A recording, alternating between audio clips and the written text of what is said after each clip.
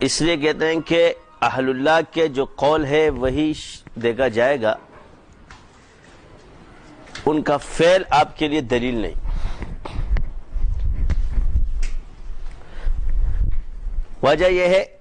کہ بعض اوقات انسان معذور ہوتا ہے اور کسی نے دیکھ لیا نبی کا فعل، قول، سکوت سب سنت ہے،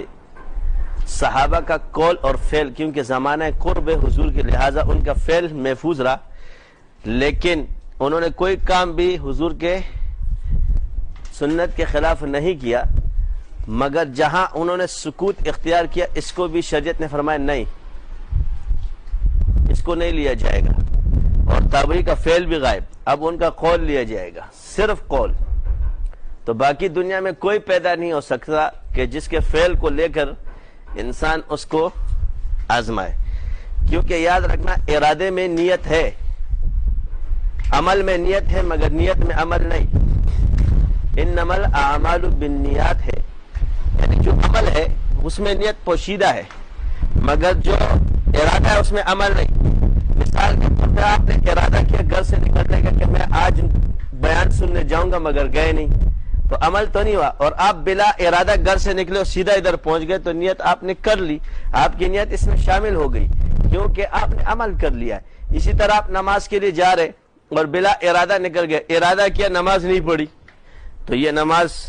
اس میں عمل نہیں ہے، لیکن جب آپ نے اللہ اکبر کا اور نیت بھی نہیں باندھی بھول گئے تو نیت اس میں شامل ہے کیونکہ آپ نے عمل کر لیا۔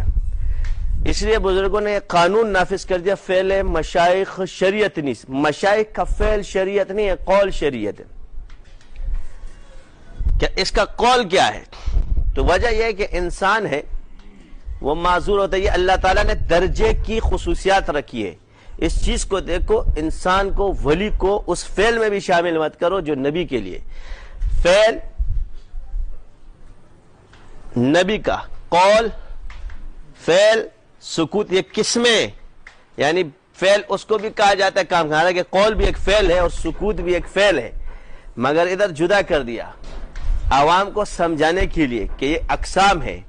جو کرنے والے کام ہے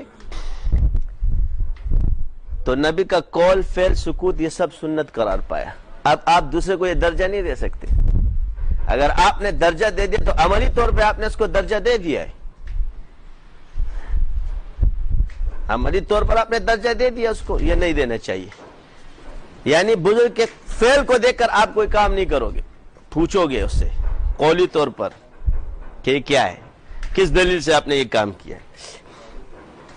فلانے بزرگ نے نہیں کیا۔ یہ آج کل جو فساد ہے وہ یہی ہے، فلانا بزرگ نہیں کرتا ہے ایک چیز، شریعت میں فلانا بزرگ نہیں کرتا ہے تو یہ اس بزرگ سے جا کے پوچھو، شریعت میں ناجائز نہیں ہے۔ بزرگ نبی نہیں ہوتا ہے، ہم نبی کے پیروکار ہیں، بزرگوں کے پیروکار نہیں ہیں، بزرگوں کو ماننے والے، ہم ولی کو ولی اللہ مانتے، نبی اللہ نہیں مانتے۔ تو معاشرے میں جب عقائد بگڑنا شروع ہو جائے تو اس کی اصلاح پہلے عقیدہ ہے، والذین آمنوا وعملوا الصالحات، آپ کا عمل اگر ایمان کو خراب کر رہا ہے تو یہ بھی نقصان دہ چیز ہے۔ موجودہ وقت میں کافی چیزیں جب اہل علم سے بھی ہونا شروع ہو جائے تو اصلاح فرض ہو جاتی ہے۔ مثال کے طور پہ تو اب میں اس لیے اصولوں پر آ رہا ہوں، تو آپ علیہ السلام کی ہر چیز سنت ہے، یہ نبی کی ہر چیز سنت قرار پائی۔ اب صحابہ کو دیکھ، جب صحابہ پر آتی ہے تو ان کا ایک چیز مائنس ہو گئی، یعنی سکوت، تو درجہ کیا ہوا، اور جب بات تابعین پر آ گئی تو 2 مائنس ہو گئی۔ اب ان کا قول یہ نہیں کہ انہوں کا جو فعل ہے وہ خلاف شرع ہے، مطلب یہ فعل دلیل نہیں بن سکتا۔